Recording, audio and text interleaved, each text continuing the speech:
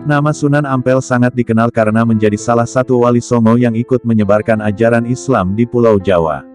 Sunan Ampel menjadi satu-satunya wali songo yang tidak lahir di Indonesia karena beliau ini lahir di Champa pada tahun 1401. Champa sendiri adalah salah satu kerajaan yang berada di Vietnam. Sunan Ampel dikenal dengan memiliki berbagai macam cara dalam berdakwah dan semuanya ini penuh dengan strategi yang cerdas. Sehingga, tidak mengherankan kalau perjalanan berdakwahnya di Pulau Jawa bisa dikatakan sukses. Ada banyak peninggalan dari Sunan Ampel yang bisa kita jumpai saat ini. Salah satunya adalah Masjid Agung Demak yang didirikannya bersama dengan Raden Patah yang merupakan raja pertama dari Kesultanan Demak.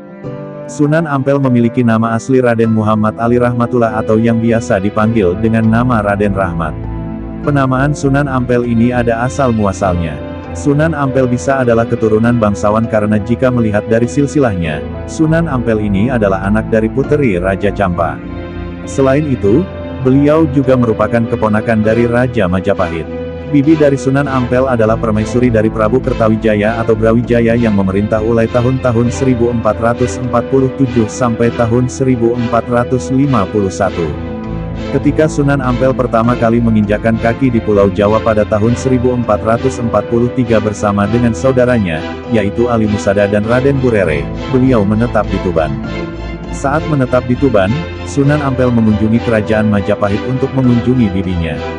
Raja Majapahit kemudian memberikan hadiah tanah yang berada di Ampel Denta, Surabaya. Di tanah pemberian Raja Majapahit inilah Sunan Ampel kemudian mendirikan pondok pesantren dan mulai berdakwah. Dari sinilah beliau mulai dijuluki dengan nama Sunan Ampel karena mengambil nama daerah tempatnya berdakwah untuk pertama kali. Sunan Ampel termasuk salah satu pendakwah yang sangat cerdas karena beliau memiliki beragam cara dalam berdakwah. Beliau seolah tidak pernah kehabisan akal dalam berdakwah. Beberapa cara berdakwah Sunan Ampel, yaitu 1. 5 ajaran dasar yang diajarkan Sunan Ampel.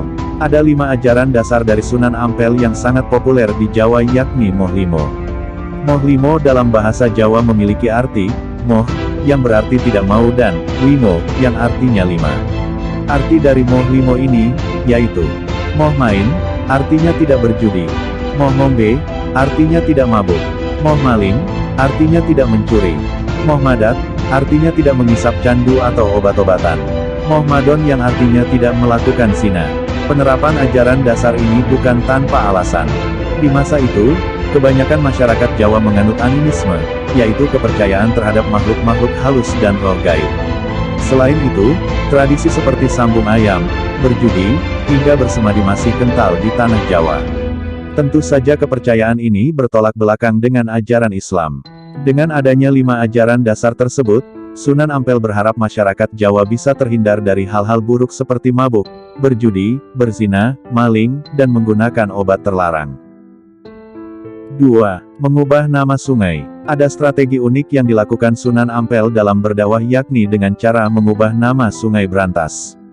Sungai ini merupakan salah satu sungai terbesar dan terpanjang yang ada di Jawa Timur. Sungai Brantas ini namanya diganti dengan nama Kali Emas. Selain mengubah nama Sungai Brantas, Sunan Ampel juga mengubah nama Pelabuhan Jelangga Manik dengan nama Tanjung Perak. Penggunaan kata emas dan perak ini ada alasannya sendiri. Dengan menyematkan kata emas dan perak, maka orang-orang akan berbondong-bondong datang ke Jawa Timur, terutama Surabaya karena percaya kalau di daerah tersebut terdapat harta karun yang melimpah seperti emas dan perak. Banyaknya orang yang berbondong-bondong datang ke Jawa Timur membuat Sunan Ampel memanfaatkan kesempatan tersebut untuk berdakwah dan menyebarkan agama Islam. 3. Mendekatkan istilah Islam dengan bahasa masyarakat Jawa. Untuk mendekatkan diri dengan masyarakat setempat, Sunan Ampel memiliki cara unik dalam berdakwah. Caranya, yaitu dengan mendekatkan dan memadukan istilah-istilah Islam dengan bahasa yang digunakan oleh masyarakat Jawa. Sebagai contoh, kata salat diganti dengan kata sembahyang yang sering digunakan oleh masyarakat Jawa ketika akan beribadah. Tak hanya itu saja, kata musala juga diganti dengan nama langgar yang terdengar mirip dengan sanggar. Sanggar adalah tempat pemujaan atau tempat menyimpan sesajen pada masyarakat Jawa. Tentu saja dengan pendekatan inilah, Sunan Ampel bisa berdakwah dengan lebih lancar di tanah Jawa. 4. Menguasai kebutuhan pokok masyarakat. Salah satu cara berdakwah Sunan Ampel lainnya dengan menguasai kebutuhan pokok masyarakat setempat. Jadi, Sunan Ampel akan menyediakan pasokan kebutuhan pokok lalu membagikannya kepada masyarakat sambil berdakwah. Pendekatan ini sangat ampuh dilakukan dan bisa membuat masyarakat tertarik untuk belajar agama Islam karena merasa Islam adalah agama yang mengajarkan untuk saling berbagi. Ada satu hal yang dilakukan oleh Sunan Ampel di awal-awal masa berdakwahnya, yaitu membuat kerajinan tangan berupa kipas dengan bahan akar tumbuhan dan anyaman rotan. Konon, kipas tersebut bisa menyembuhkan demam dan batuk. Kipas tersebut dibagi-bagikan kepada masyarakat setempat secara gratis. Masyarakat setempat hanya perlu mengucapkan kalimat syahadat. 5. Melakukan pendekatan kepada tokoh masyarakat. Cara lain Sunan Ampel dalam berdakwah, yaitu dengan melakukan pendekatan terhadap tokoh-tokoh masyarakat dan orang-orang yang berpengaruh di Pulau Jawa. Inilah yang menjadikannya mendapat julukan sebagai wali pendakwah di jalur politik. Selain melakukan pendekatan dengan tokoh masyarakat, Sunan Ampel juga melakukan dakwah dengan cara membangun jaringan kekerabatan secara lebih luas. Caranya, yaitu dengan menikahkan anak-anaknya dengan orang-orang penting di Pulau Jawa. Sunan Ampel sendiri menikahi anak perempuan Bupati Tuban yang bernama Nyai Ageng Manila. Istri keduanya adalah Dewi Karimah yang merupakan putri dari Ki Wiro Seroyo yang merupakan tokoh besar di tanah Jawa. Sekarang Moms sudah tahu kan mengenai sejarah dari Sunan Ampel ini. Dengan perjuangan dakwah dari Sunan Ampel inilah ada banyak pelajaran yang bisa kita dapatkan. Dalam naskah-naskah kuno yang telah diterjemahkan, Sunan Ampel juga disebutkan memiliki kesaktian yang dalam Islam dikenal dengan nama karomah. Salah satu karomah Sunan Ampel adalah menghadirkan Mbah Soleh yang telah meninggal. Dalam kisahnya, Sunan Ampel dijelaskan merasa bersedih dan gelisah ketika Mbah Soleh meninggal. Dia merupakan salah satu santri yang rajin dan taat. Sosok Mbah Soleh juga cinta kebersihan dan selalu membersihkan masjid. Suatu ketika, Sunan Ampel berucap, kalau saja Mbah Soleh masih hidup pasti masjid bersih. Tak disangka ucapan Sunan Ampel menjadi nyata. Keesokan hari, para santri melihat masjid kembali kinclong. Bukan hanya itu, yang membuat santri dan masyarakat sekitar kaget, sosok Mbah Soleh kembali hadir. Masyarakat saat itu meyakini pembersih itu adalah Mbah Soleh, santri Sunan Ampel. Dan seiring waktu, Mbah Soleh kembali meninggal. Sepeninggal Mbah Soleh, Sunan Ampel terus mengulangi pernyataannya. Ucapan, kalau Mbah Soleh masih hidup dan masjid jadi bersih, itu pun mengundang kehadiran Mbah Soleh di masjid yang didirikan pada abad ke-18 sekitar 1430 Masehi. Demikian terus berulang sebanyak 9 kali.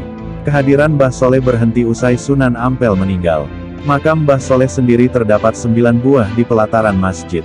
Dalam cerita rakyat, ada dua keyakinan mengenai Mbah Soleh. Ada yang menganggap sosok yang hadir hanya menyerupai Mbah Soleh yang sudah meninggal. Namun, banyak yang meyakini kehadiran Mbah Soleh berulang kali tidak lain juga lantaran karomah yang dimiliki Sunan Ampel. Berjalan di atas air. Saat diutus Raja Brawijaya kelima untuk membuka lahan perdikan otonom itu, Raden Rahmat berangkat dari Trowulan menyusuri Sungai Brantas menuju ujung Galuh, Surabaya. Dalam perjalanan itu, dia berhenti di Sungai Kalimas. Nah, di sungai inilah beliau menunjukkan karomah yang dimilikinya. Beliau menyeberangi sungai ini tanpa menggunakan perahu atau alat apapun. Beliau hanya menggunakan peralatan seadanya. Peralatan ini berupa kayu dan batang pohon pisang lalu dirangkai dengan tangannya sendiri. Beliau memanfaatkan sampan sederhana ini untuk menyeberang. Uniknya beliau tidak basah sedikitpun meski sampan yang digunakan sangat sederhana dan banyak kebocoran di sana-sini. Karomah Sunan Ampel ini membuat warga sekitar sungai penasaran siapakah gerangan orang sakti yang mampu menyeberangi sungai tanpa menggunakan perahu itu. Setelah menyeberangi Sunagi, Kanjeng Sunan memberitahukan kepada si laki-laki yang memberanikan diri menanyakan siapakah diri beliau sebenarnya. Beliau menyarankan kepadanya agar menggunakan akalnya dengan baik, agar memanfaatkan karunia yang diberikan oleh Allah Ta'ala dalam rangka ibadah kepadanya. Kisah Ayam Jago. Dalam perjalanannya membuka lahan kosong menjadi sebuah pemukiman, Sunan Ampel bertemu dengan banyak warga yang masih belum beriman kepada Allah. Warga di sekitar daerah itu ternyata masih sangat abangan, pengetahuan agamanya sangat rendah. Saat itu warga sekitar banyak penjudi dan penganut kepercayaan animisme serta doyan dengan namanya sabung ayam. Dari sini kembali karomah Sunan Ampel ditunjukkan. Beliau ditantang oleh warga sekitar yang suka main judi untuk beradu ayam jago. Sunan Ampel pun selalu menang dalam pertarungan sabung ayam karena ayam jago yang beliau miliki bukan ayam jago biasa. Terus menang dalam setiap pertandingan, membuat Sunan Ampel disegani oleh warga sekitar. Melihat kehebatan sang Sunan, warga kemudian menyatakan taubat dan beriman kepada Allah. Masjid Perahu terbalik. Melihat kondisi masyarakat Peneleh itu, Sunan Ampel memutuskan untuk mendirikan masjid. Tujuannya agar bisa merangkul mereka ke jalan yang lebih baik. Memang sejak kedatangan Raden Rahmatullah di desa Peneleh, beliau selalu melihat situasi di Peneleh hingga akhirnya menetap di sekitar Peneleh sekaligus mensiarkan ketauhidan ajaran Allah. Kehebatan sabung ayam yang ditunjukkan Sunan Ampel dengan karomah yang dimilikinya membuat warga semakin tunduk dan segan pada beliau. Kemudian, setiap hari masyarakat terus mengikuti dirinya. Seiring berjalannya waktu juga diajarkan tentang keimanan dan tata cara beribadah yang benar. Di tempat itu pula didirikan langgar atau surau untuk tempat ibadah. Sunan Ampel mengajarkan tata cara beribadah yang benar, termasuk meninggalkan kebiasaan berjudi dan sabung ayam. Jika dilihat dari atas, Masjid Jami Peneleh ini mirip seperti perahu terbalik yang menghadap ke arah barat. Maknanya, mengajak masyarakat untuk beribadah salat ke arah kiblat Mekah. Sebuah kisah menarik yang terukir seiring keberadaan Masjid Ampel di Surabaya, Jawa Timur. Namanya Mbah Sonaji, salah seorang murid Sunan Ampel yang selalu disebut memiliki karomah luar biasa. Kepiawaian Mbah Sonaji yang kemudian diberi julukan Mbah Bolong memang sangat menakjubkan. Gelar yang disandang bukan tanpa alasan atau sebab. Murid Sunan Ampel ini, di zamannya, dikenal memiliki kemampuan yang luar biasa. Dikisahkan, di awal pembangunan Masjid Agung Sunan Ampel di kawasan Ampel Denta Surabaya, Mbah Sonaji lah yang ditugasi mengatur letak atau posisi pengimaman, untuk bisa tepat mengarah ke kiblat. Karena mendapat kepercayaan itu, Mbah Sonaji atau disapa Mbah Bolong, bekerja dengan tekun dan penuh perhitungan. Hal itu dilakukan Mbah Bolong karena dirinya tidak ingin letak pengimaman tidak lurus ke kiblat. Dalam kisahnya, banyak pihak meragukan keahlian Mbah Sonaji. Apa betul letak pengimaman masjid yang dibuat Sonaji itu menghadap ke kiblat? Ucap beberapa orang. Menyikapi keraguan banyak pihak itu, Mbah Bolong tidak menjawab. Ada cerita yang menyebut, Sonaji kemudian melubangi dinding pengimaman sisi barat masjid, sambil berkata, "Lihatlah lewat lubang ini, nanti kalian akan tahu apakah pengimaman ini sudah menghadap kiblat atau belum." Terang Sonaji. Setelah selesai melubangi dinding tembok, saat itu dikisahkan, orang-orang yang di sekitarnya diajak melihat ke dalam lubang yang dibuat Sonaji. Ternyata, ada kejadian ganjil, dari lubang itu mereka bisa melihat Ka'bah yang berada di Mekah. Sementara, cerita lain yang berkembang, tidak dengan melubangi tembok. Beliau itu kan seorang mahrus nahkoda, jadi sangat mungkin kalau memahami ilmu perbintangan dan ilmu falak ijtihad. Termasuk tidak sulit menentukan arah kiblat, menurut Baidowi, seorang juru kunci Masjid Ampel. Kata Baidowi, Sonaji melakukannya spontan. Menghitung sendiri untuk menentukan pengimaman yang tepat mengarah kiblat. Mengetahui kerja Sonaji, Sunan Ampel pun memuji. Kerumunan orang lainnya pun tak dapat menyembunyikan rasa takjubnya. Sejak itu, mereka tidak lagi meremehkan Sonaji.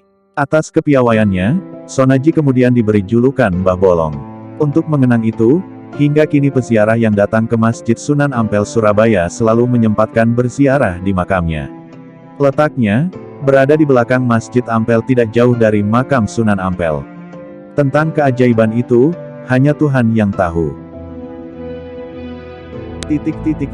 Semoga Allah Subhanahu wa Ta'ala selalu senantiasa memberikan kita tetap ya iman padanya, hati diberikan barokah manfaat dan selamat dunia akhirat bagi kita semuanya, amin.